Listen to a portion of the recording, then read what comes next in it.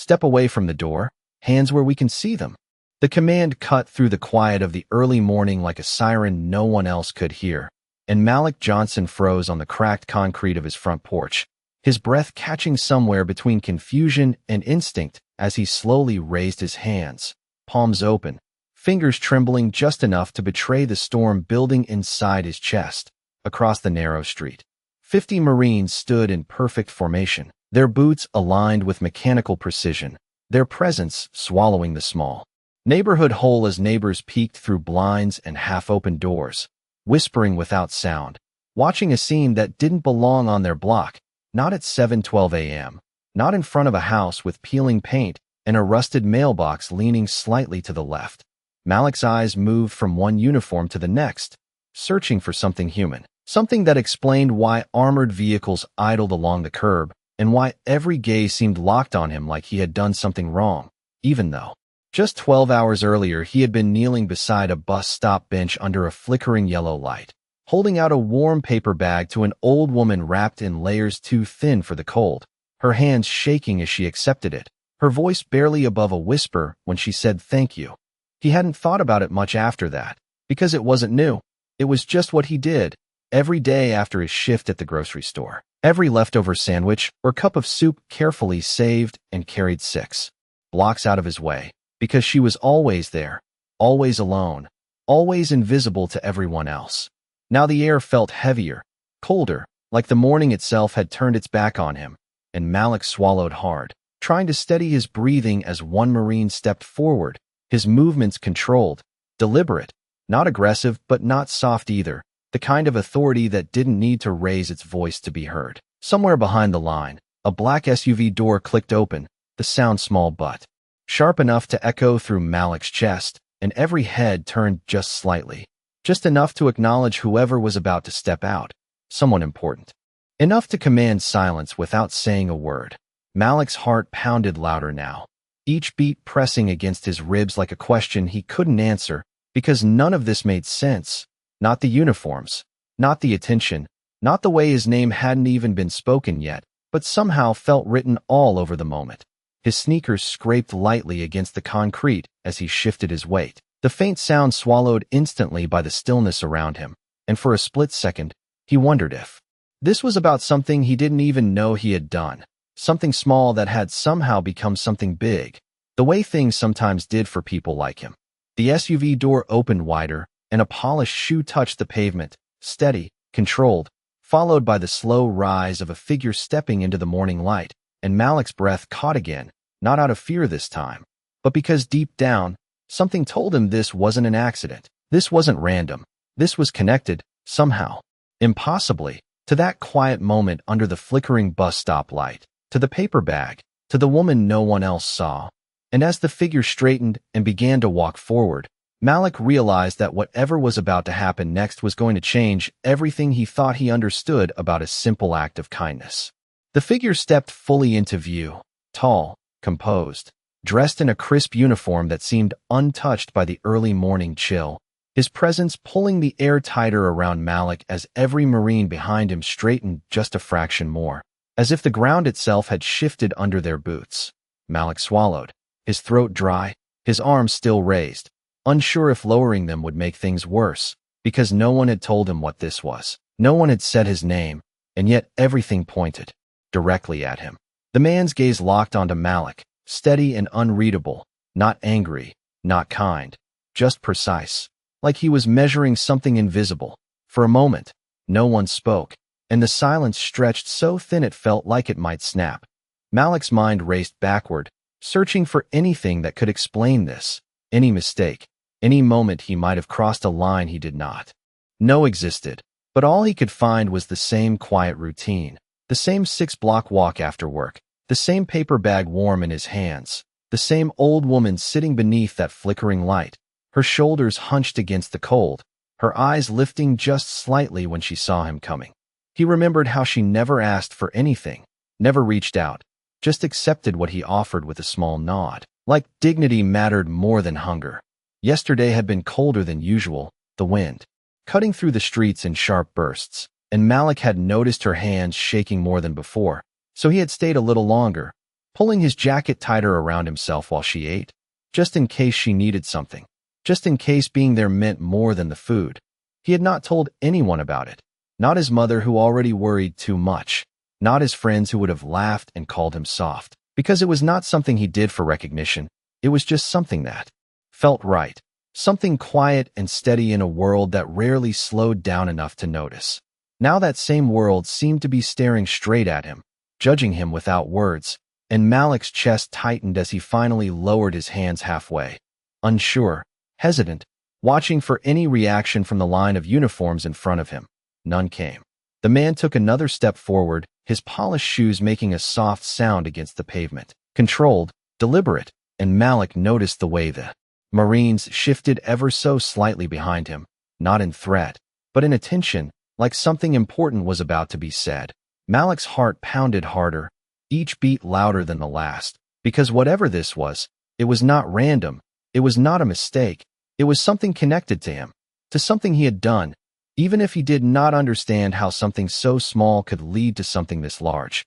The man stopped a few feet away, close enough now that Malik could see the fine lines around his eyes, the kind that came from years of command, years of decisions that carried weight, and for the first time, Malik noticed something shift in that gaze, something subtle, something almost human, like recognition flickering beneath discipline. The morning light caught on the man's uniform, reflecting sharply, and Malik realized that every neighbor, every whisper behind every curtain, every silent stare was now part of this moment, a moment he could not step out of, a moment that had somehow grown from a simple act no one had ever paid attention to. And as the man drew in a slow breath, preparing to speak, Malik felt the ground beneath him change in a way he could not yet name, like the story he thought he was living had just taken a turn he never saw coming. The man's voice came low and controlled, the kind of voice that did not need to rise to carry authority. And when he finally spoke, every whisper in the neighborhood seemed to disappear into the background, as if the world itself was listening. "Are you Malik Johnson?" Malik's name hung in the air heavier than anything that had come before, and for a second he did not answer, not because he did not know who he was, but because hearing it spoken like that, in front of 50 Marines and a line of silent neighbors, made it feel like it belonged to someone else. He nodded slowly, his throat tight, his hands now lowered but still held close to his sides, unsure what came next. The man studied him for a moment longer, then gave a slight nod, not to Malik, but to someone behind him, and from the far side of the SUV, another figure moved, smaller, slower, wrapped in a long coat that caught the morning light in soft folds. Malik's eyes narrowed just slightly, something familiar pulling at the edge of his memory, something he could not quite place yet. And then she stepped forward enough for her face to come into view. His breath caught. It was her, the woman from the bus stop, the one who sat beneath the flickering light, the one who took the paper bag, with quiet hands and soft thanks, the one no one else ever seemed to notice. But she did not look the same now. Her posture was straighter, her coat clean and well-fitted, her hair brushed back neatly, and the tired weight that usually rested in her eyes had lifted just enough to reveal something steadier beneath it. Malik blinked, once, then again, as if trying to reconcile the two images in his mind, the one from the cold sidewalk and the one standing here now between uniformed soldiers and polished vehicles. The man beside her stepped slightly back, giving her space, and for the first time since this moment began, the line of Marines shifted not with tension, but with respect, subtle but undeniable. Malik felt something in his chest loosen and tighten at the same time, confusion mixing with a quiet, growing realization that this was not what he had feared, but it was still something he did not understand. The woman looked at him, really looked at him, and there was recognition there, clear and unmistakable, not the distant glance of someone accepting help, but the direct gaze of someone who remembered every moment he thought had gone unnoticed. Malik's hands moved slightly, uncertain, like he was about to speak, but could not find the words. Because how did you explain this? How did you stand in front of someone you had only known in silence and suddenly see them surrounded by power? The morning air shifted again, softer now, but no less heavy, and Malik became aware of every small detail. The faint hum of engines, the quiet rustle of fabric, the distant creak of a neighbor's door opening just a little wider. Everything felt closer, sharper, like the world had narrowed down to this single point in time. The man in uniform glanced at the woman, then back at Malik, and something in his expression had changed, the rigid edge softening just enough to reveal something deeper, something that carried weight beyond command.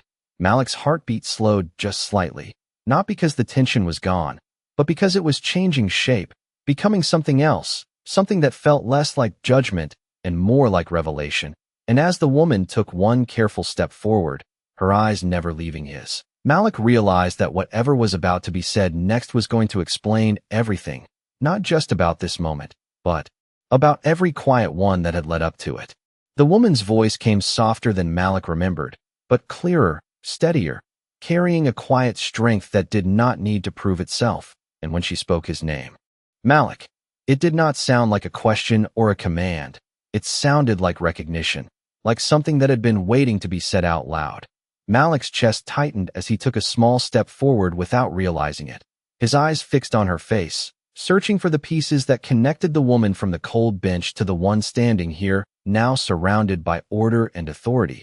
She gave a faint smile, not wide, not dramatic, just enough to soften the space between them, and in that moment, Malik saw it. The same eyes that used to look up at him beneath that flickering light. The same quiet patience, the same dignity that never asked for anything but accepted everything with grace. "You came back every day," she said, her voice carrying just enough to reach him without echoing across the street.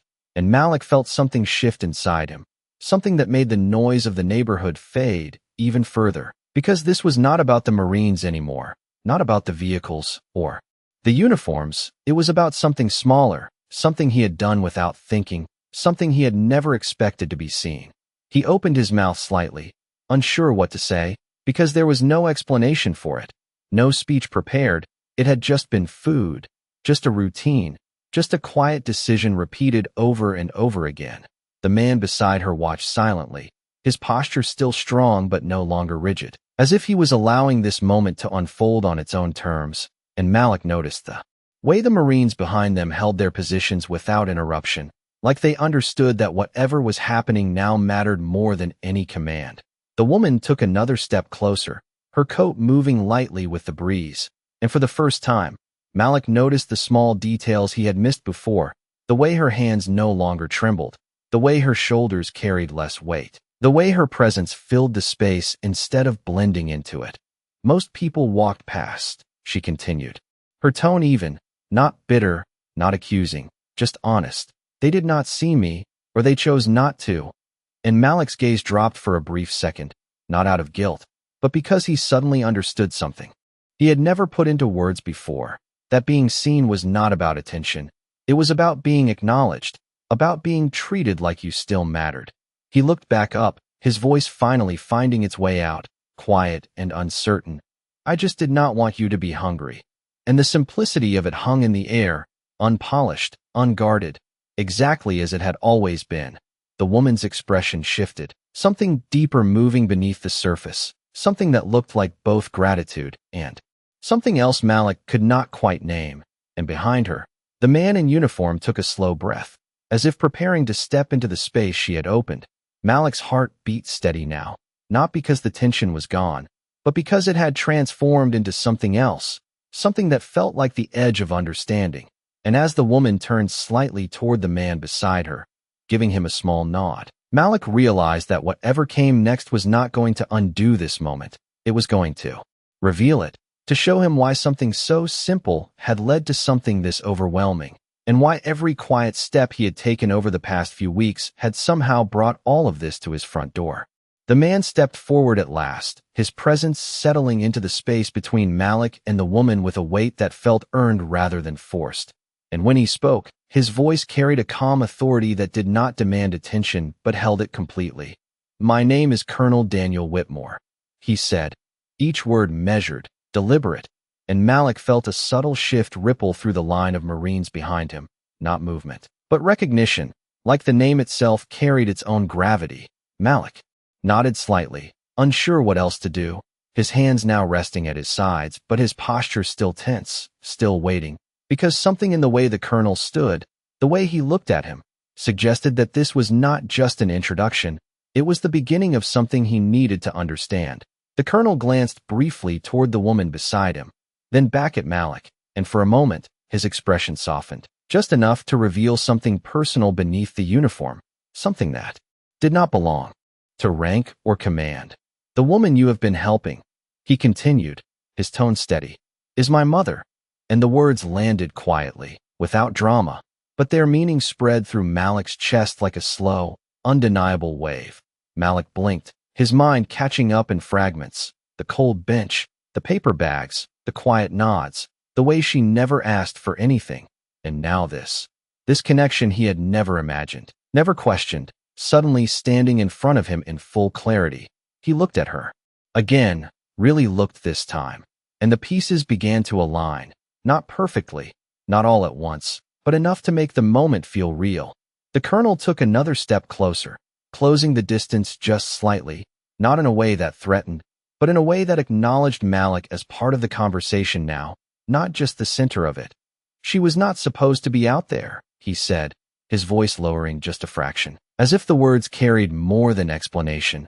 "She left on her own, weeks ago, and we have been searching ever since." And Malik felt a flicker of something unfamiliar move through him.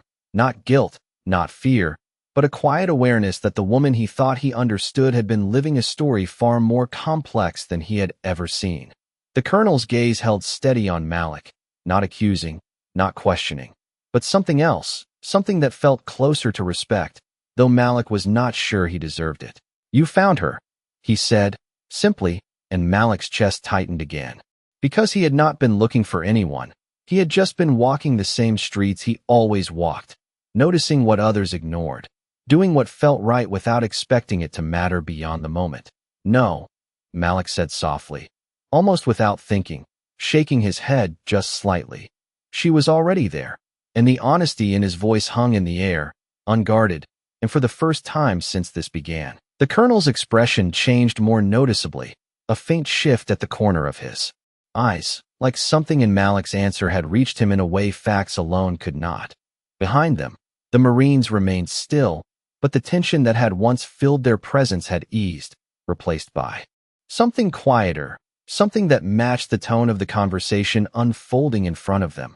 The woman stood between them, her gaze moving from her son to Malik and back again, as if holding both parts of the story together, and Malik realized that whatever this moment was, it was no longer about confusion or fear, it was about meaning, about understanding why something so small had brought something so large to his doorstep. And as the colonel drew in a slow breath, preparing to say more, Malik felt the weight of everything settle into place, not fully, not yet, but enough to know that this was not the end of the story, it was only the part where the truth finally began to take shape. The colonel did not speak right away, and in that pause, the world seemed to exhale, the sharp edges of the moment softening into something quieter, something deeper, as a faint breeze moved through the street, brushing against Malik's hoodie and lifting the corner of the woman's coat just slightly. Malik became aware of his own breathing again, slow and uneven, as if his body was finally catching up to everything that had just been said. And for the first time since the Marines arrived, the weight in his chest began to shift, not disappearing, but settling into something he could hold without it overwhelming him. The woman, Grace, looked at him with a gentleness that felt familiar now, not distant like before, not hidden behind silence, but present, grounded, and real, and Malik noticed the way her hands rested calmly at her sides, no longer trembling, no longer guarded, as if standing here had given her something back that had been missing for a long time. He glanced past her for a moment, at the line of Marines, at the vehicles, at the quiet faces of neighbors who were still watching, still trying to make sense of a scene that did not belong in their ordinary morning. And he realized that none of that mattered the way it had just minutes ago, because the center of this moment was not the spectacle, it was the connection, the invisible thread that had tied his quiet routine to something far beyond what he had imagined. Grace took a slow breath, her eyes never leaving his. And when she spoke again, her voice carried a softness that felt like memory. "You never asked who I was," she said, and Malik shook his head slightly, not out of denial, but because the question itself felt misplaced, like it had never been the point. It did not matter, he answered quietly, his voice steady now, and the truth of it settled between them without resistance, simple and complete. The colonel watched this exchange without interruption, his posture no longer rigid but composed, as if he was witnessing something he could not command, something that existed outside of rank and structure. And for a brief moment, his gaze lowered, not in weakness, but in reflection, as though he was seeing something he had not expected to find here. The sunlight shifted slightly higher, casting longer lines across the pavement, and Malik noticed the way it touched everything equally. The uniforms, the vehicles, his worn sneakers, Grace's coat, blending them into the same quiet frame, and he felt something inside him steady, something that did not need explanation or approval. The silence that followed was not empty. It was full, filled with everything that had been said without words over the past few weeks. Every small act, every quiet moment, every step taken without expectation. And Malik realized that those moments had not been as invisible as he thought. They had been seen, not by the crowd, not by the world, but by the one person who needed them most. The colonel lifted his gaze again, his expression clearer now, carrying something that looked less like authority and more like understanding. And as he took a small step forward, closing the distance just enough to stand beside his mother rather than in front of her, Malik felt the final shift in the air, the moment where everything that had built up was about to be revealed in full, not as something overwhelming, but as something that made sense in a way only quiet truth ever could. Colonel Whitmore drew in a slow breath, his shoulders rising just slightly before settling again. And when he spoke this time, the weight in his voice was no longer just authority. It carried something deeper, something personal that could not be hidden behind rank. "We searched for her for 19 days, he said, his eyes briefly shifting toward his mother before returning to Malik. 19 days without a single lead, without a single person who could tell us where she had gone or how she was surviving. And Malik felt the words settle into him, not as pressure, but as perspective, as a glimpse into a reality that had been unfolding parallel to his own without him ever realizing it.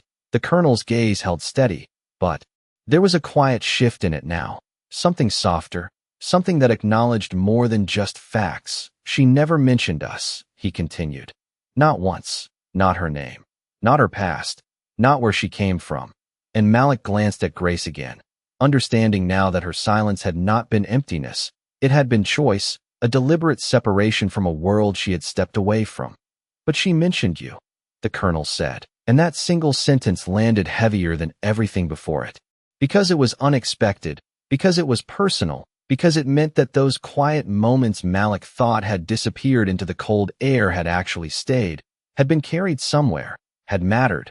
Malik's chest tightened again, not with fear this time, but with something unfamiliar, something that felt like being seen in a way he had never experienced before. "She described you," the colonel went on, his voice steady but quieter now, "not by what you had, not by what you wore, but by what you did." And Malik lowered his gaze for a brief second, his hands shifting slightly at his sides, unsure how to hold that kind of recognition. The Marines behind them remained still, but the energy around them had changed completely, no longer sharp, no longer questioning, but grounded, respectful, as if they too understood that this moment had moved beyond protocol. Grace stood beside her son, her expression calm, her presence steady, and Malik noticed the way she looked at him, not as someone who had helped her, but as someone who had acknowledged her when the world did not. The colonel took one final step forward, closing the distance fully now, standing just a few feet from Malik, and for the first time, there was no barrier left between them, not rank, not assumption, not misunderstanding. "You treated her like she still mattered," he said, the words simple, direct, and final, and Malik felt them settle into him in a way nothing else had. Because they were not exaggerated, they were not dressed up, they were just true. The morning light shifted again, brighter now, catching the edges of everything in a softer glow, and Malik realized that this was the moment everything turned. Not because something dramatic had happened, but because something quiet had been recognized for what it truly was. The colonel's expression held for a second longer. Then something changed, something subtle but undeniable.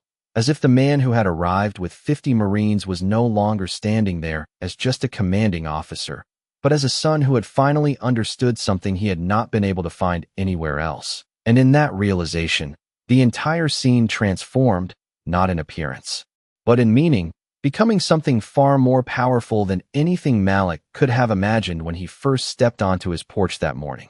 For a moment, Colonel Whitmore did not move, and then slowly, deliberately, he straightened to full height, his posture aligning with something deeper than protocol, something that carried meaning beyond command.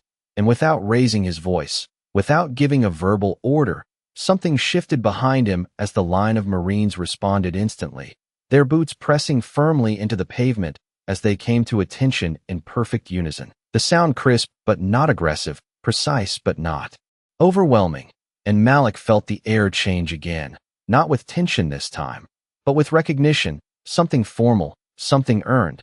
The colonel's gaze remained on Malik, steady and unwavering, but now there was no distance in it, no barrier, only clarity, and after a brief pause, he lifted his hand in a small, controlled motion, and every Marine behind him followed, raising their hands in a synchronized salute that cut through the quiet morning like a statement no words could fully capture.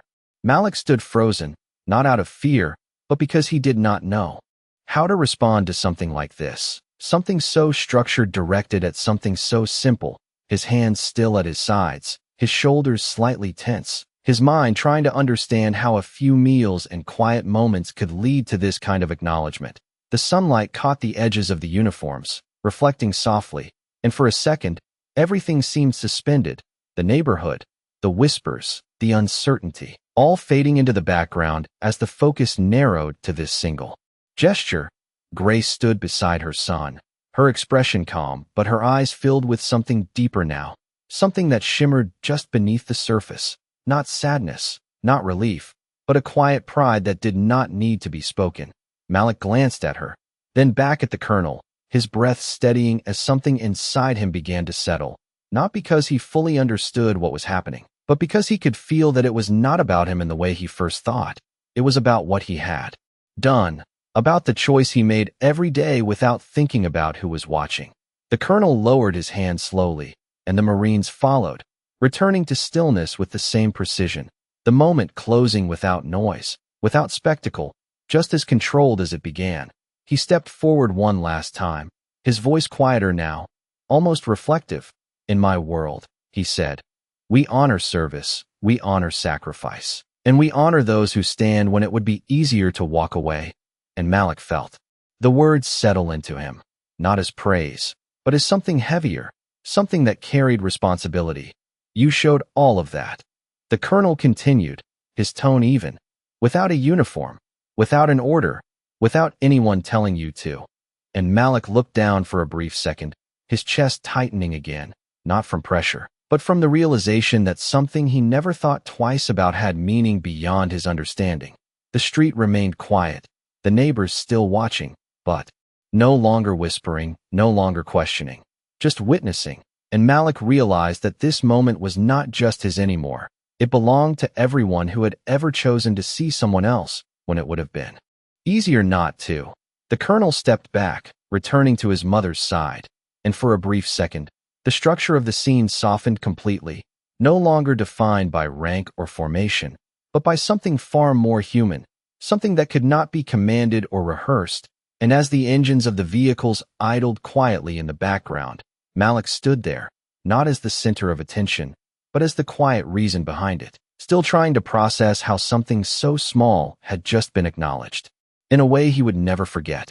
The Marines stepped back in perfect unison, their formation loosening just enough to allow space where there had once been pressure, and the low hum of the vehicles softened as if the entire street had been holding its breath and was finally allowed to release it.